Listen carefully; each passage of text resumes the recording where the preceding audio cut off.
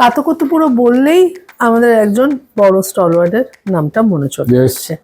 তো সেই সেই কাতকুতুপুরোর সঙ্গে এই কাতকুতুপুরো কি কিছুটা মিল আসবে মানুষ? আচ্ছা, অবশ্যই আছে। মানে আজকে আমরা এই শব্দগুলো যেরকম ভাবে আমরা সুরসুরি শব্দটা যা যাবতীয় প্রয়োগ আছে সব এই ছবিতে আছে। ইমোশনাল সুরসুরি লোকে বলে, তারপর সুরসুরি নিয়ে বলে যে মানে কারোর মানুষের চারিত্রিক দোষের কারণে সুরসুরি বলা হয়, এরকম বিভিন্ন ভাবে শব্দটাকে প্রয়োগ করা হয়। এটা কি রাপনার একদম ডেবিউ? হ্যাঁ, রাপনা তো এটা প্রথম ছবি অ্যাকচুয়ালি। এটা মানে অবাক এটা হয়েছিলাম কাস্টটা কেন হলো, মানে আমি এই জন্য জানি তুমি কি সেখানেও একটা নতুন কাউকে চেয়েছিলে? আমরা প্রথম থেকে অনেক চরিত্রেই এমন অনেক অ্যাক্টার্সদের চেয়েছিলাম যারা হয়তো মানে বড় পর্দায় অনেকে অনেকভাবে সেইভাবে অন্তত পাইনি, অনেক দিন পাইনি বা কম পেয়েছে বা একদমই পাইনি। এই যে একটা বাচ্চাকে কোনায় নিয়ে গিয়ে কাতকুতো দিচ্ছে, বিভিন্ন মানে উদ্ভট গল্প শোনাচ্ছে, বাচ্চাটার মুখটা দেখে আমি পরিষ্কার বোঝা যাচ্ছে কি একদম খুশি নয়, পরিষ্কার দেখে বোঝা যাচ্ছে ওই জন্য ও খুশি নয়। তো আমার পয়েন্টটা হচ্ছে এটাই যে এই কবিতাটাকে আরেকবার পড়লে অন্যরকম ভাবে পাওয়া যায়। যেরকম ভাবে আবোল তাবোল কবিতাটার মধ্যেও মানে খুবই হয়তো একবার পড়ে হয়তো মনে হবে যে বাহ কি মজার কবিতা একটা।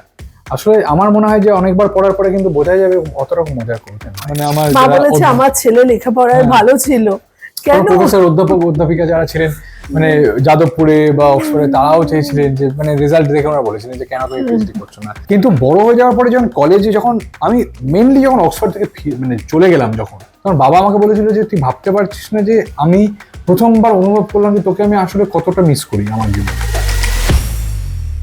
নমস্কার, দৈনিক স্টেটসম্যান ডিজিটালে আপনাদের সকলকে স্বাগত। সঙ্গে রয়েছে আমি দেবযানী।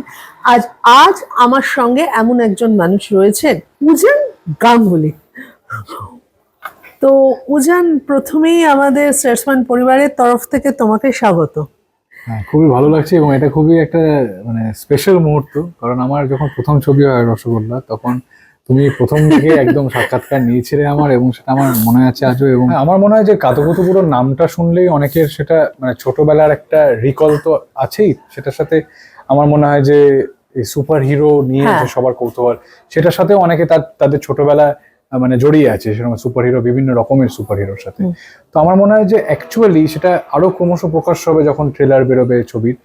অনেক অনেক মানুষের ছোটবেলা জড়িয়ে আছে এই ছবিটাতে, এবং সেই ছোটবেলাগুলোর বিভিন্ন ভাবেও তো দেখা যায়।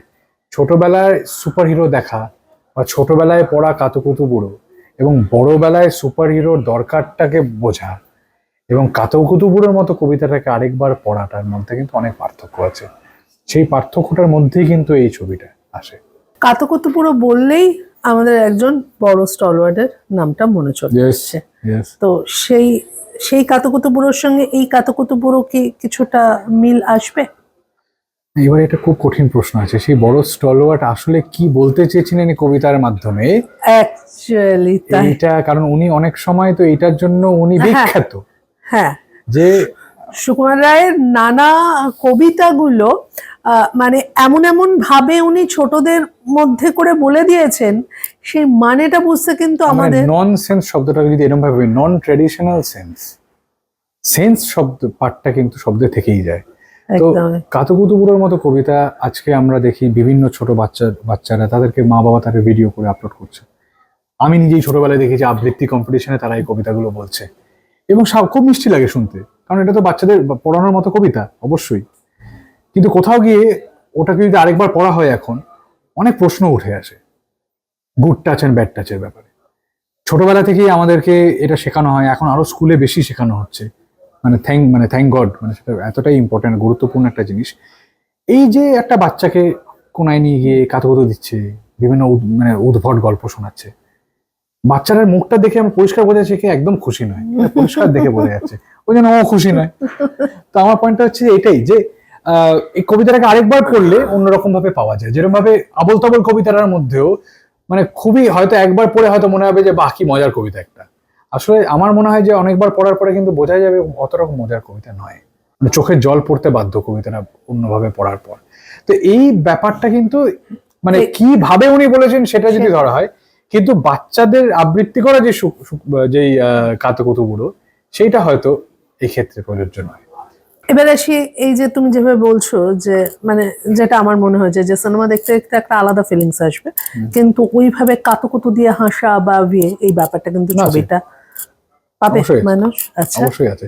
মানে আজকে আমরা এই শব্দগুলো যেরকম ভাবে আমরা ব্যবহার করি, সুড়সুড়ি, কাতুর, সুড়সুড়ি শব্দটা যা যাবতীয় প্রিয় প্রয়োগ আছে সব এই ছবিতে আছে। ইমোশনাল সুড়সুড়ি লোকে বলে, তারপর সুড়সুড়ি নিয়ে বলে যে মানে কারোর মানুষের চারিত্রিক দোষের কারণে সুড়সুড়ি বলা হয়, এরকম বিভিন্ন ভাবে শব্দটাকে প্রয়োগ করা হয়। এবং সেই ইমোশনাল হাসাহাসি মানে সব সব রকমের ইমোশনে কিন্তু আমরা মানে আমি চেষ্টা করেছি এই গল্পের মধ্যে যেন থাকে। আমি একটা জিনিস দেখছিলাম যেটুকুন মানে ক্লিপস গুলো হচ্ছিল, সেই এটার মধ্যে না একটা সামাজিক একটা বার্তা রয়েছে। সেই বার্তাটাকে অবশ্যই, তার জন্য ছবিটা দেখতে হবে। 24শে জুলাই এই ছবি মুক্তি পাচ্ছে। তো সেইটা হচ্ছে যে মানে যেমন তোমাদের যে এজটা, সেই এজ, সেই যে গ্যাং, হুম সেই অভিনেতা অভিনেত্রীরা যেমন রয়েছে, আবার ঠিক মানে একটা সমাজকে তুমি তুলে ধরেছো।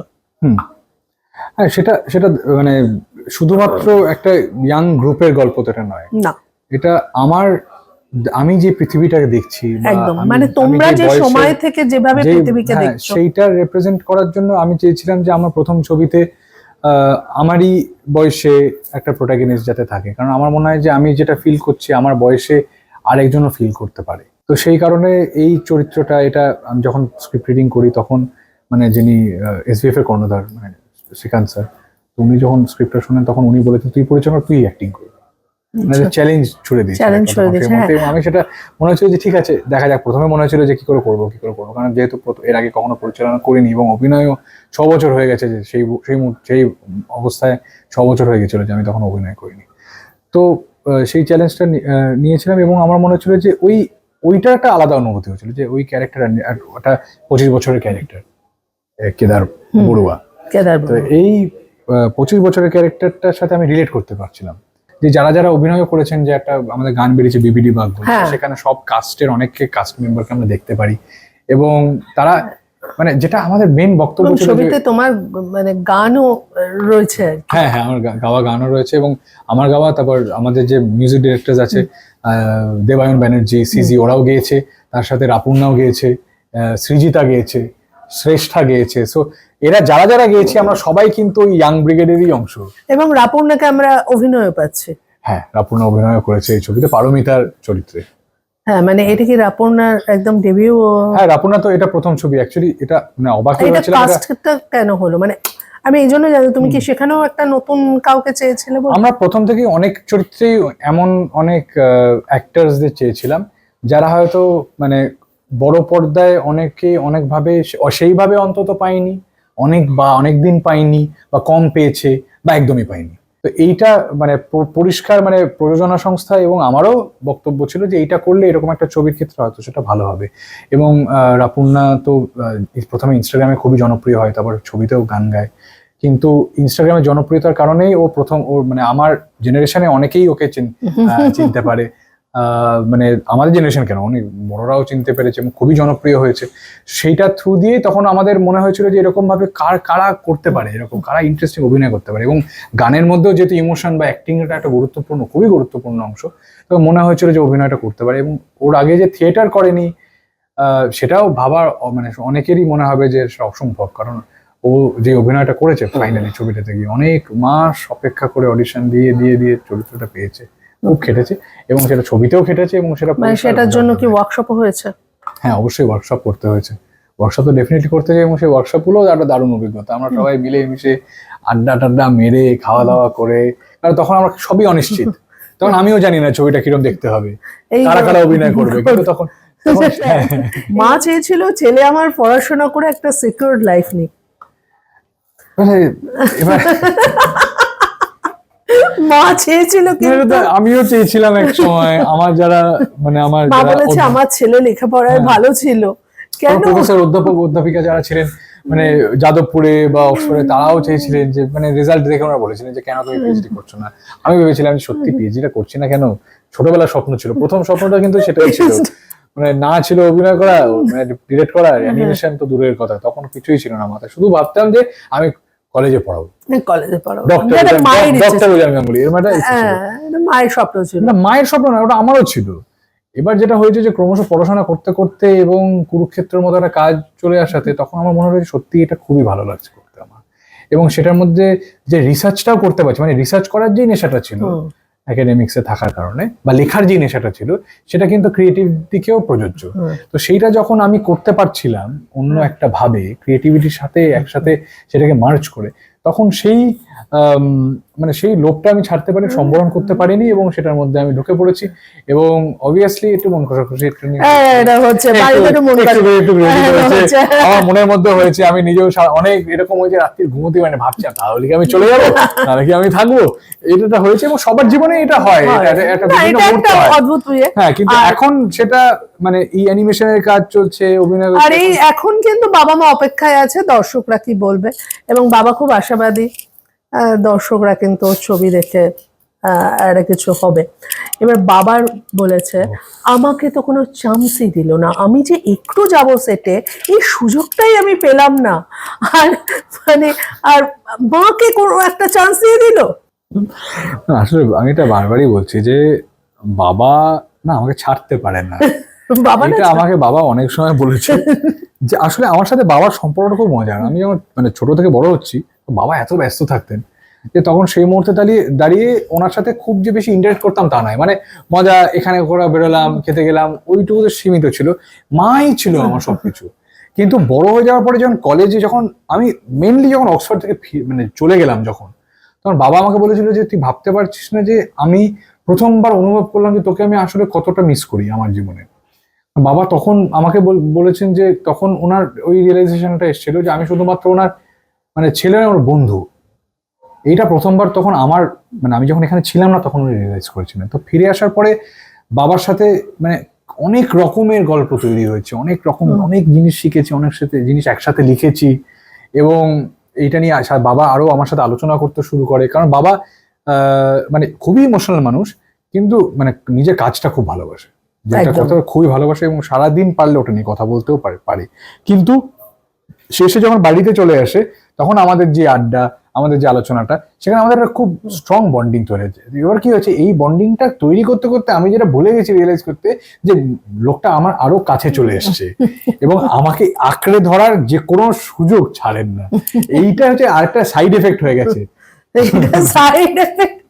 সাইড এফেক্ট কি এফেক্ট আমরা কিছু জানি না, আমরা শুধু একটা জিনিসই জানি, সেই ছোট্ট উজান বড় হয়ে গেছে। উজানের অভিনয়ের সঙ্গে আমরা সবাই পরিচিত।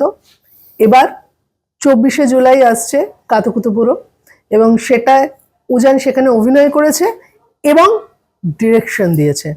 তাই দর্শকদের কি বলবে? একটাই জিনিস বলবো যে আপনারা আমরা সবাই এই ছবিটা সবাই আপনাদেরকে তাই বলে যে সবাই কষ্ট করে বানিয়েছে, আমরাও বানিয়েছি কষ্ট করে, এবং যেহেতু এটা আমার প্রথম ছবি তাই আমার এই সুযোগটা তো আমি একবারই পাবো আপনাদেরকে বলার যে এটা আমার প্রথম ছবি।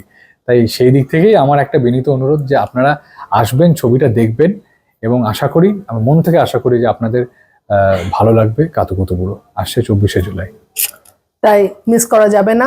কাতুকুতুবুড়ো দেখতে হলে অবশ্যই হলে আসতে হবে। নমস্কার।